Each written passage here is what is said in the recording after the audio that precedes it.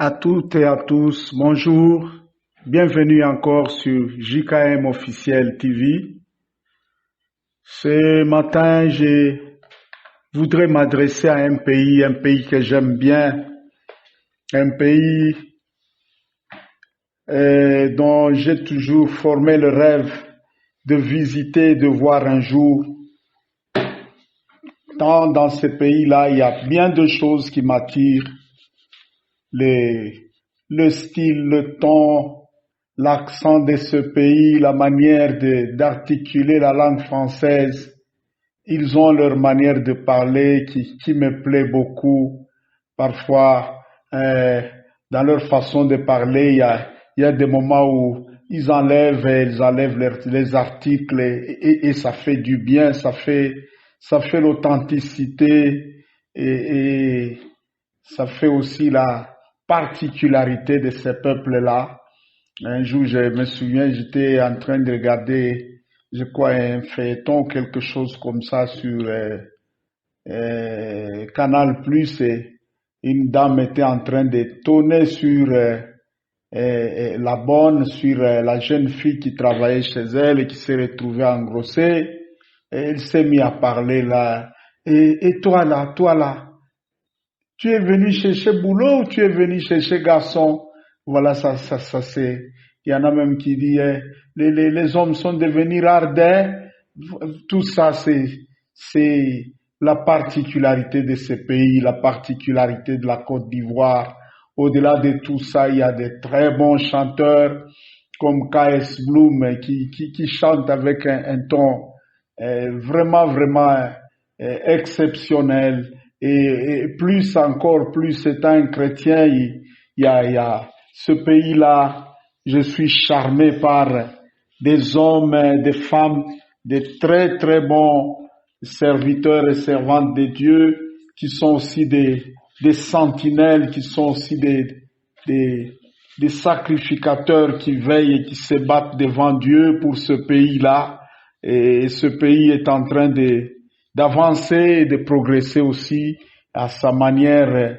C'est un pays de paix, un pays très accueillant, et la Côte d'Ivoire. Personnellement, je suis charmé encore beaucoup plus. Je suis vraiment béni à partir de ces prédicateurs comme Raoul Ouafo, comme le bishop Idriss Mohamed Ouattara, comme le pasteur Mohamed Sanogo, comme la pasteur Sylviane et bien d'autres. Donc la Côte d'Ivoire, non vraiment, j'aime beaucoup ce pays-là.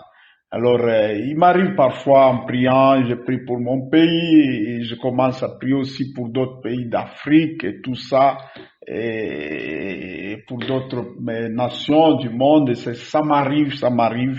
Et dans mes prières, il y a des moments où je reçois des petits bips comme ça, des petits flashs, et qui parfois me donne certaines révélations sur d'autres pays. Et là, je vais parler d'un petit flash, un petit bip que j'avais reçu sur la Côte d'Ivoire. C'était dans des fractions de secondes, mais cette vision-là, très brève, mais elle était aussi pleine d'expressions, et elle était vraiment claire, et elle véhiculait un message très profond, très lourd et très clair. Mais vous savez, et la sagesse parfois, dans le don, quand on grandit à force de grandir, il y a des moments où on sait exprimer les choses en mettant les gants, voilà, mais en faisant en sorte que notre message passe très bien, mais aussi que notre message soit sécurisé. Je ne sais pas si vous allez comprendre ce que je vais dire par là.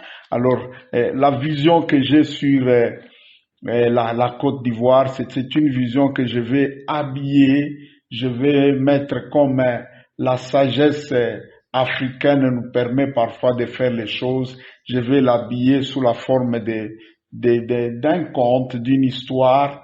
Vous savez, nous qui sommes déjà au-delà de la cinquantaine, bientôt là, à cet âge où nous sommes, on ne cache plus le nombre de nos années. Je crois d'ici un mois, je vais fêter 55 ans, donc je ne suis pas né de la dernière pluie, j'ai quand même des décennies sur cette terre. Nous, on a grandi à un moment où l'Afrique ici était encore une Afrique plutôt, il n'y avait pas encore beaucoup de technologies. Je me souviens qu'à un moment, même la télé ici, tout un quartier, il y avait peut-être une ou deux maisons qui avaient la télévision et puis en noir et blanc et tout ça. Alors souvent, en ce temps-là, tout petit, là, les soirs, on avait l'habitude de s'asseoir autour du feu, là, un feu de braise et souvent c'était nos mamans qui nous racontaient de très belles histoires, mais ces histoires véhiculaient aussi des leçons de morale, tout ça. Et on aimait beaucoup écouter ces histoires-là. Alors je vais un peu vous ramener à cette Afrique-là, de ce temps-là, d'il y a 30, 40 ans, et je vais vous raconter, je vais habiller un peu cette histoire sous la forme d'une de ces belles histoires qu'on écoutait quand on était enfant. Et dans cette histoire-là, je vais personnaliser la Côte d'Ivoire sous le nom de une jeune fille que j'ai appelée Aminata. Et s'il y en a vraiment qui s'appellent de ce nom-là, et je m'excuse, j'ai pris ça comme ça, c'est un nom connu et je me souviens quand on grandissait, il y avait un monsieur, un ouest africain qui avait eu des enfants avec une dame congolaise et dans ma ville à Lubumbashi où j'ai grandi là. Et ces très belles filles-là, et l'une d'elles s'appelait Aminata et j'ai gardé ce nom-là comme ça, donc excusez-moi. Et d'autant plus que ce que je vais décrire dans cette histoire, il n'y a rien de mauvais, rien de dégradant. Donc, chère dame Aminata, veuillez en tout cas m'excuser. J'ai pris ce nom-là comme ça par hasard. Ce n'est pas que je connais quelqu'un comme ça et puis je veux. D'ailleurs, j'ai pas cette habitude-là de faire les histoires ou bien en voulant parler des choses de Dieu et je prends l'occasion maintenant pour lancer des flèches à quelqu'un, tout ça. Et bon, on a déjà dépassé cet âge-là, on a déjà dépassé ces niveaux-là. Maintenant, ce qui nous importe beaucoup plus, c'est vraiment, vraiment édifier le peuple de Dieu, édifier le corps de Christ. C'est vraiment dans les années qui nous restent à vivre, hein, qu'on soit une bénédiction pour les autres. Voilà. Donc, je vais vous raconter cette belle histoire-là de la jeune fille Aminata. Mais quand je parle d'Aminata, comprenez que je suis en train de parler de la belle nation, la jolie nation, l'attrayante nation, la riche nation qui s'appelle la Côte d'Ivoire. Donc, ces belles histoires que nous écoutions là, quand l'Afrique était encore moins équipée, sans beaucoup de technologies comme aujourd'hui, mais c'était encore une Afrique très pure dans les mœurs. Dans notre temps, là, il y avait beaucoup d'histoires que on voit les jeunes filles faire aujourd'hui sans vergogne, mais c'était un super scandale dans notre temps, là où on ne voyait presque pas ces histoires-là. Voilà. Donc, voilà mon histoire que je raconte là, mais cette histoire est en train de véhiculer quelque chose, un message que j'ai vu et toute personne ayant un peu de sagesse, un peu de maturité, finira par comprendre qu'est-ce que Dieu est en train de parler sur cette belle et riche nation qu'est la Côte d'Ivoire. Voilà mon histoire, maintenant je vais la raconter. Et quand l'Afrique était encore cette Afrique pure, cette Afrique moins scientifique, cette Afrique moins technologique, mais une Afrique pure dans le mers. Et dans cette Afrique-là, vivait une jeune fille très belle, très attrayante, une très jeune adolescente de 17 à 18 ans du nom de Aminata. C'est l'histoire de cette très belle fille d'Afrique, une fille à la peau éclatante et brillante et naturelle, comme toutes celles que l'Afrique produit chaque année et chaque génération. Le sang de Aminata, c'était un sang pur, mais aussi un mélange parfait de son pays. Son arrière-grand-père était de l'ethnie Akan et ce dernier était marié à une jolie dame de l'ethnie Mandé. Le grand-père, l'arrière-grand-père plutôt de Aminata était de l'ethnie Akan et ce dernier était marié à une jolie dame de l'ethnie Mandé.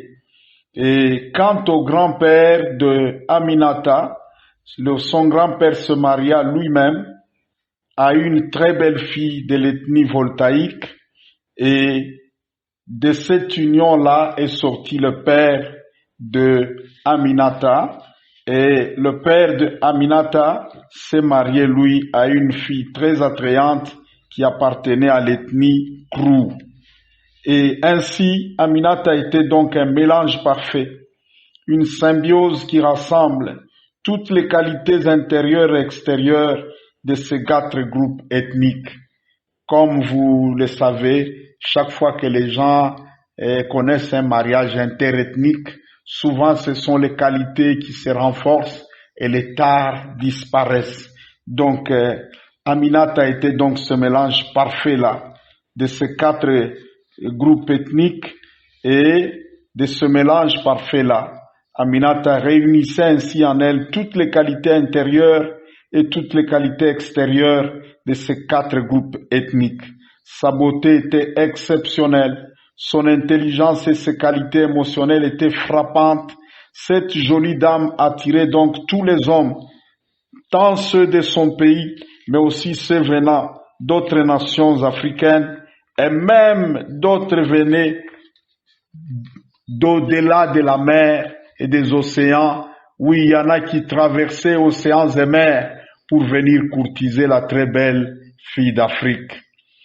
Aminata, son ton, son langage, son expression, son accent dans la langue de Voltaire, ses danses folkloriques, le rythme de ses chansons, toutes ces choses étaient aussi parmi les éléments qui faisaient la richesse d'Aminata et qui étendaient au loin sa réputation. Mais au-delà de tout ça, certains venaient de très loin pour faire affaire avec Aminata, car la jeune fille était très riche, ayant hérité de vastes terres et de terres très fertiles, et aussi sous ces terres-là, il y avait aussi de grandes richesses du sous-sol. Des hommes d'affaires venaient donc de partout et faisaient affaire avec Aminata, et ces derniers achetaient plein de produits, parmi lesquels un seul était le plus demandé sur le marché. Un fruit rare, produit sur les terres de Aminata. Le fruit de cet arbre était acheté et exporté au-delà des mers et des océans, et là ce fruit était transformé et revendu. Étant transformé, il était revendu à toutes les nations de la terre et à très grand prix. Comme toute femme africaine bien éduquée, Aminata se contentait des revenus qu'elle gagnait en vendant le produit de ses terres, en ignorant que ce qu'elle avait était les miettes, pendant que d'autres devenaient de plus en plus riches avec le produit de ses terres. Mais un matin vint, c'était le début de la saison de pluie, pendant qu'Aminata discutait avec les négociants sur la vente de ses produits, une petite mouche très discrète et très silencieuse une de celles qui pilulent sur les villages africains, et dans les villages africains, cette petite mouche vint piquer la jolie dame sur son cou. Et cette petite piqûre-là fit un effet bizarre et inattendu sur la jeune Aminata. Subitement, la jeune fille, avec une mine grave, un ton plein d'autorité et de détermination, adressa ses paroles à toute la masse des négociants qui étaient autour d'elle. « Assez, arrêtez. Désormais, je ne vais plus vendre mes produits, et plus particulièrement ce fruit que vous demandez tant, je ne vous les vendrai plus. » Les négociants surpris répliquèrent à la belle dame, « Hé, mademoiselle, que vas-tu faire avec en le gardant pour toi-même ?» La réponse de Aminata ne se fit pas attendre. « Je vais en faire exactement ce que vous en faites là où vous l'amenez. » D'autres parmi les négociants eurent la pensée de faire violence à Aminata et de lui arracher de force ses produits. Mais pendant ce temps, une masse de jeunes garçons du village, à la masse et à la carrure bien bâtie, s'étaient rangés derrière leur sœur et ils étaient prêts à en découdre avec tous les visiteurs. Ne sachant plus quoi faire, les acheteurs se mirent en marche vers leur bateau, en file indienne, la tête baissée et les épaules rabattues. C'était comme en Afrique, ces chiens errants qui, se retrouvant loin de la parcelle de leur maître et menaçaient, tout ce que les chiens avaient à faire, c'est de mettre la queue entre les pattes et de s'enfuir timidement. Ainsi, les négociants et les visiteurs s'en allèrent, quittant le village de la jeune dame. Et plus tard, la jeune fille, unie à tous ses frères et sœurs du village, s'est mise alors à travailler pour transformer les précieux fruits en le revendant. Et ainsi, Aminata et son village devinrent encore de plus en plus riches même que les négociants et les marchands qui venaient prendre ces produits à vil prix. C'était la fin d'une page et le début d'une nouvelle page, une page d'abondance, une page de prospérité pour Aminata et pour tout son village. Cette histoire est une histoire qui véhicule un message très spirituel concernant cette nation, cette belle nation, la Côte d'Ivoire. Et cette histoire ici revêt aussi une révélation.